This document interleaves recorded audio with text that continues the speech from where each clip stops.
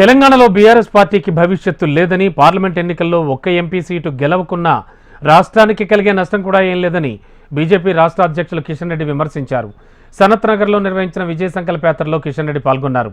కేసీఆర్ కుటుంబం తెలంగాణను అన్ని విధాలుగా దోచుకుందన్నారు. కాంగ్రెస్ పార్టీని ప్రజలు నమ్మే పరిస్థితి లేదన్నారు. కాంగ్రెస్ కార్యకర్తలే రాహుల్ను ప్రధానిగా ఊహించుకోలేకపోతున్నారని చెప్పారు. ప్రధానిగా మూడోసారి సైతం మోడీయే కావాలని దేశ ప్రజలంతా ఆకాంక్షిస్తున్నారని కిషన్ రెడ్డి వెల్లడించారు. టీఆర్ఎస్ పార్టీకి రేపు అనేది లేదు, టీఆర్ఎస్ పార్టీకి భవిష్యత్తు లేదు. కేసీఆర్ కుటుంబం 10 సంవత్సరాలుగా వేల కోట్ల రూపాయలు దోచుకున్నది, వేలాది ఎకరాలు దోచుకున్నారు వాళ్ళ పార్టీ నాయకులు.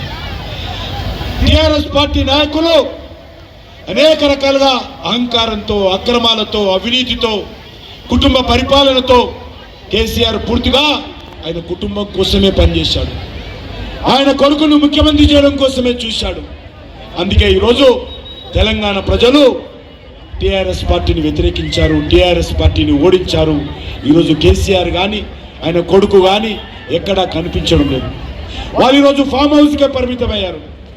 టీఆర్ఎస్ పార్టీకి ఒక సీటు గెలిచినా తెలంగాణకు వచ్చే లాభం లేదు. టీఆర్ఎస్ పార్టీకి ఒక సీటు రాకపోయినా తెలంగాణకు వచ్చే నష్టం కూడా లేదు.